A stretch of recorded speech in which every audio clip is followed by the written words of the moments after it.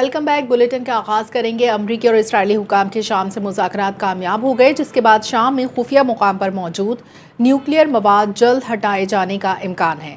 امریکی news web site کی report کے مطابق ٹرمپ انتظامیہ شام اسرائیل کے درمیان اتفاق رائے ہو گیا کہ انٹرنیشنل اٹامک انرجی ایجنسی شام میں خفیہ مقام پر موجود نیوکلیئر مواد اپنے قبضے میں لے گی۔ شام کے خفیہ مقام سائٹ 99 پر موجود نیوکلیئر مواد اسرائیل امریکہ کے لیے تشویش کا باعث ہے۔ بشار الاسد حکومت نے خفیہ نیوکلیئر پروگرام کے تحت الکبار ریاکٹر قائم کیا تھا اور مقام تک رسائی حاصل ہوئی۔ اسرائیل نے 2007 میں شام کے خفیہ الکبار جوہری ریاکٹر پر بمباری کی تھی۔ امریکی نیوز ویب سائٹ کے مطابق خفیہ نیوکلیئر مواد کے معاملے پر اسرائیل امریکہ کے درمیان کئی ماہ تک خفیہ سفارتی رابطے رہے۔ اسرائیل نے شام سے نیوکلیئر مواد نہ ہٹائے جانے کی صورت میں سائٹ 99 پر دوبارہ حملے کی دھمکی دی۔ اسرائیل کو سائٹ 99 پر موجود نیوکلیئر مواد کے حوالے سے شدید تحفظات تھے۔ ایرانی صدر مسعود پزشکیان نے کہا کہ دشمن کو یقین تھا وہ ہمیں تباہ کر دے گا، لیکن ہم نے دشمنوں کی چالیں ناکام بنائی۔ صدر مسعود پزشکیان نے یونیورسٹی آف تہران کی کانفرنس سے خطاب میں کہا کہ دشمنوں کو لوٹ مار معاشرتی انہدام کی جانب دھکیلا جا سکتا تھا، تاہم ان کی تمام چالوں کو ناکام بنا دیا۔ انہوں نے کہا کہ دشمنوں کی حکمت عملی مصنوعی ذہانت کے ڈیٹا جاسوسی نیٹ ورک، کرائے کے ایجنٹس اور مقامی نمائندوں پر مبنی تھی، لیکن ایران نے ان منصوبوں کو ناکام بنایا۔ اسرائیل امریکہ کی جانب سے بنیادی ڈھانچے کو نشانہ بنائے جانے کی جنگی جرائم قرار دیتے ہوئے کہا کہ ایران کو جارحیت ناانصافی دھونس کے خلاف ڈٹ کر کھڑا ہونا ہوگا۔ انہوں نے شہید رہبر معظم سید علی خامنہئی کی دور اندیشی اور بصیرت کو خراج تحسین پیش کرتے ہوئے کہا کہ ایران کا موجودہ استحکام اور سیکیورٹی ان کی رہنمائی کا نتیجہ ہے۔ آگے بڑھیں گے اور آپ کو بتائیں گے صدر مملکت آصف علی زرداری نے مختلف ہائی کورٹس میں ایڈیشنل ججز کی تقرری اور بعض ایڈیشنل ججز کی توثیق کی منظوری دے دی ہے۔ صدر مملکت نے Lahore high court, Sindh high court, Peshawar high court, Islamabad high court اور بلوچستان ہائی کورٹ میں ایڈیشنل ججز کی تقرری کی منظوری دی ہے، اور صدر مملکت نے سندھ ہائی کورٹ اور لاہور ہائی کورٹ کے بعض ایڈیشنل ججز کی بطور مستقل ججز توثیق کی منظوری دی ہے۔ صدر مملکت نے سپریم کورٹ کے ججز کی تنخواہوں، الاؤنسز اور پینشنز کو وفاقی آئینی عدالت کے ججز کے مساوی کرنے کی منظوری دے دی، اور صدر مملکت نے ہائی کورٹ ججز کے رخصت، پینشن اور مراعات سے متعلق 1997 کے حکم میں ترامیم کی منظوری دے دی۔ صدر مملکت نے ہارون اختر کو وزیر اعظم کا مشیر برائے صنعت و پیداوار مقرر کرنے کی منظوری دے دی۔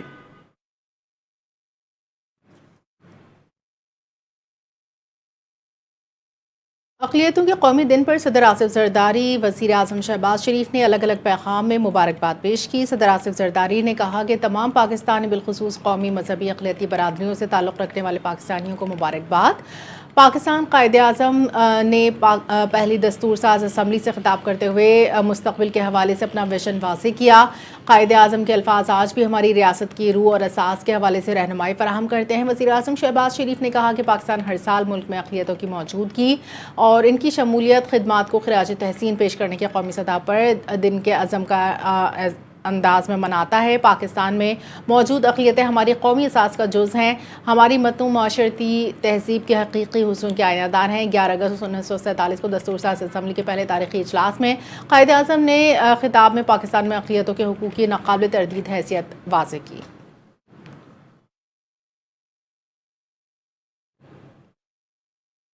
پاکستان کی جانب سے کولمبیا میں زلزلے سے جانی نقصان پر اظہار افسوس کیا گیا ہے۔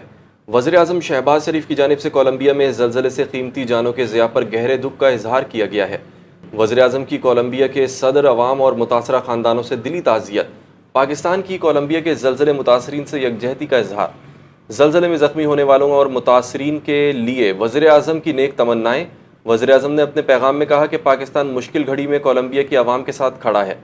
زلزلے میں جاں بحق افراد کے لواحقین سے ہمدردی اور تعزیت کا اظہار کرتے ہیں۔ وزیر خارجہ اسحاق ڈار نے ایرانی ہم منصب عباس اراغچی سے رابطہ کر کے خطے میں صورتحال طے پانے والے مکہ دفاعی معاہدے پر تبادلہ خیال کیا۔ نائب وزیر اعظم وزیر خارجہ اسحاق ڈار نے ایرانی ہم منصب عباس اراغچی سے رابطہ کر کے حال ہی میں پاکستان، سعودی عرب، ترکیہ کے مابین طے پانے والے مکہ دفاعی معاہدے اور خطے کی موجودہ صورتحال پر تبادلہ خیال کیا۔ دونوں وزراء خارجہ نے خطے کی بدلتی صورتحال پر بات کی اور ایرانی وزیر خارجہ نے پاکستان ہم منصب کو عمان کے ساتھ آبنائے ہرمز میں نئی تجارتی راہداری کے حوالے سے ہونے والی گفتگو پر اعتماد میں لیا۔ مکہ دفاعی معاہدے کے حوالے سے آگاہ کیا اور بتایا کہ معاہدے کا مقصد اسٹریٹجک تعاون اور خطے میں امن و استحکام لانا ہے۔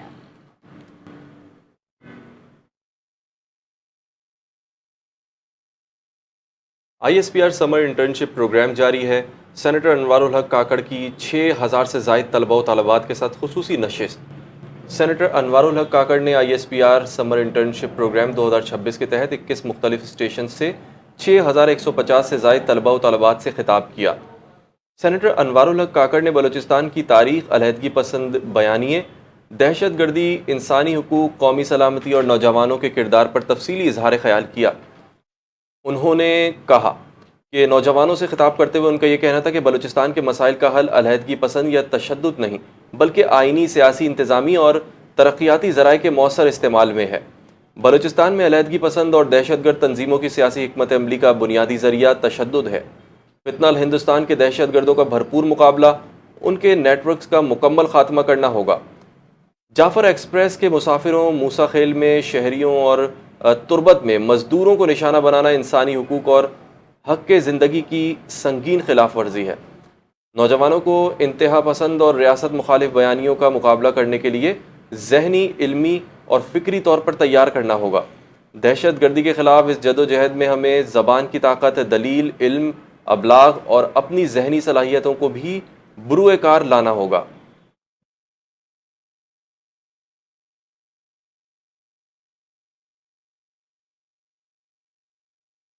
ISPR DHA انتظامیہ کے تعاون سے شجرکاری مہم 2026 کا آغاز۔ شجرکاری مہم میں نوجوان، خواتین سمیت شہریوں کی بڑی تعداد میں حصہ لیا۔ مہم میں مختلف اسکول ISPR انٹرنشپ میں شریک طلبہ نے حصہ لیا۔ شجرکاری مہم میں شریک افراد کا کہنا تھا کہ ISPR اور DHA کے تعاون سے شجرکاری مہم قابل تحسین اقدام ہے۔ مانسون شجرکاری مہم ہریالی میں اضافے اور ماحول کے تحفظ کو بہترین موقع فراہم کرتی ہے۔ موسمیاتی تبدیلی کے اثرات کا مقابلہ کرنے کے لیے زیادہ سے زیادہ درخت لگانے کی ضرورت ہے۔ صحت مند مستقبل کے لیے آج ہی سے عملی اقدامات شروع کرنے کا پیغام دیا۔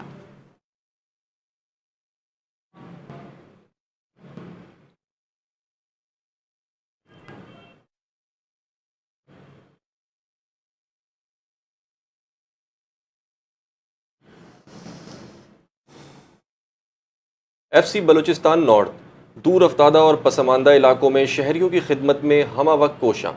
FC بلوچستان نارتھ کی جانب سے بلوچستان کے دور افتادہ اور پسماندہ علاقوں میں 21 فری میڈیکل کیمپس کا انعقاد کیا گیا۔ FC بلوچستان نارتھ کے فری میڈیکل کیمپس میں پسماندہ علاقوں کے مستحق شہریوں کو بنیادی طبی سہولیات فراہم کی گئیں۔ یہ میڈیکل کیمپس ڈیرہ بگٹی، سوئی، ڈیرہ مراد جمالی، اوچ، بارکچ، قلعہ سیف اللہ، ہرنائی اور دیگر علاقوں میں منعقد کیے گئے۔ FC بلوچستان نارتھ کے میڈیکل کیمپس میں ماہر ڈاکٹرز اور تربیت یافتہ طبی عملے نے شہریوں کا طبی معائنہ کیا۔ پارٹی نے آزاد کشمیر الیکشن میں دھاندلی کا الزام لگاتے ہوئے پولنگ میں تاخیر اور پولنگ ایجنٹس کو روکنے پر تحفظات کا اظہار کیا۔ آزاد کشمیر کے ضلع باغ حویلی کی 4 نشستوں پر پیر کو پولنگ ہوئی، جس کے بعد ووٹوں کی گنتی جاری تھی۔ پیپلز پارٹی نے آزاد کشمیر الیکشن میں دھاندلی کا الزام لگایا۔ پیپلز پارٹی کے نائب صدر شہری رحمان نے کہا کہ کہیں پولنگ وقت پر شروع نہ کی اور ہمارے ایجنٹس کو روکا، اس پر وضاحت طلب کی جائے۔ پیپلز پارٹی کے سیکرٹری جنرل نیر بخاری نے کہا chief election commissioner secretary election commission دھاندلی کی ہر شکایت پر کہہ رہے ہیں کچھ نہیں ہوا، سب ٹھیک ہے، ان کا کام شکایت پر فوری کارروائی کرنا ہوتا ہے، وضاحت تسلیہ نہیں۔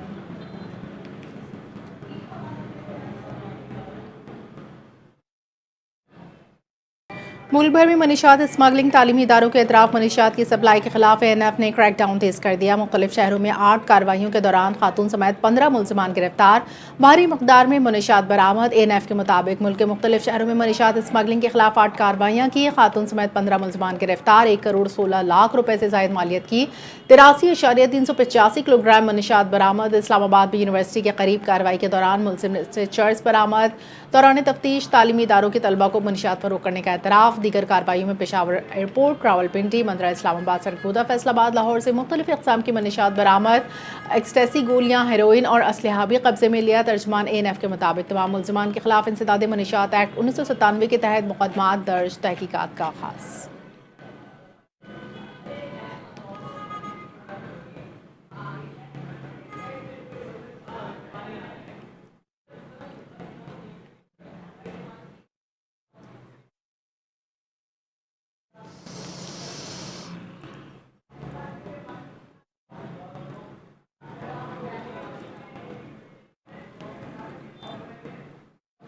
موسم کی بات کریں گے۔ کراچی میں آج موسم ابر آلود ہے، تاہم وقفے وقفے سے دھوپ بھی نکل رہی ہے۔ شہر کا موجودہ درجہ حرارت 29 ڈگری سینٹی گریڈ، جبکہ نمی کے باعث گرمی کی شدت 35 ڈگری تک محسوس کی جا رہی ہے۔ محکمہ موسمیات کے مطابق دن میں ہلکی بوندا باندی کا امکان ہے، تاہم تیز بارش کی پیش گوئی نہیں کی گئی ہے۔ موسم کی صورتحال جانتے ہیں سحر خان کی اس رپورٹ میں۔ نہ تو مطلب پوری طرح ابر آلود ہے اور نہ ہی آسمان بالکل صاف۔ شہر قائد کا موسم اس وقت شہریوں کو فل سسپینس میں رکھے ہوئے ہے۔ آج 11 اگست کو کراچی میں دھوپ اور بادلوں کی ایسی آنکھ مچولی جاری ہے جس نے اچھوں کا میٹر گھما دیا ہے۔ بادل آتے ہیں تو لگتا ہے اب برسات ہوگی، لیکن اگلے ہی لمحے نکلنے والی یہ تھیکی دھوپ حبس کا ایسا تڑکا لگاتی ہے کہ شہری پسینے سے شراب بور ہو جاتے ہیں۔ اب بات کرتے ہیں اس لائیو اپڈیٹ کی کہ آخر بوندا باندی ہو کہاں رہی ہے۔ تو جناب، اس وقت شہر کے ساحلی اور مضافاتی علاقوں، خاص طور پر کلفٹن، ڈی ایچ اے اور ملیر کے اطراف میں گہرے بادلوں کے ساتھ ہلکی بوندا باندی کا سلسلہ وقفے سے جاری ہے۔ محکمہ موسمیات کی تازہ ترین ایڈوائزری کے مطابق آج شام یا رات کے اوقات میں ان لائٹ شاورز کا دائرہ کار گلشن اقبال، ناظم آباد اور سپر ہائی وے تک پھیل سکتا ہے، لیکن ریلیف کی بات یہ ہے کہ کسی طوفانی بارش یا اربن فلوڈنگ کا کوئی خدشہ نہیں۔ چلیے اب ذرا سائنسی میٹر پر نظر ڈالتے ہیں کہ آخر پسینہ آ کیوں رہا ہے۔ اس وقت شہر کا اصل درجہ حرارت 31 ڈگری سینٹی گریڈ ریکارڈ کیا جا رہا ہے، لیکن ہوا میں نمی کا تناسب 72% کے ہائی لیول پر بیٹنگ کر رہا ہے۔ اسی نمی اور ہلکی دھوپ کے مکسچر کی وجہ سے شہریوں کو اصل تپش یعنی ریئل فیل 35 سے 37 ڈگری تک فیل ہو رہی ہے۔ اس تپتے ہوئے حبس میں واحد سہارا مغرب سے چلنے والی 27 کلومیٹر فی گھنٹے کی تیز سمندری ہوائیں ہیں جو شہریوں کو لائیو سپورٹ فراہم کر رہی ہیں۔ موسمیاتی ماہرین کا کہنا ہے کہ دھوپ، بادلوں اور حبس کا یہ مکسڈ اچار آئندہ 24 گھنٹے ایسے ہی چلے گا، اس لیے شہریوں کو مشورہ ہے کہ گھر سے نکلتے وقت پانی کی بوتل ساتھ رکھنا ہرگز نہ بھولیں۔ کبھی دھوپ کی تپش، کبھی بادلوں کا سایہ اور کبھی بوندا باندی کی امید۔ کراچی کا موسم آج اپنے پورے مکس مزاج میں ہے۔ کیمرہ ٹیم کے ساتھ Sahar Khan, NTN news, Karachi. Bulletin سے فی الحال اتنا ہی۔ مزید خبروں کے لیے دیکھتے رہیے NTN۔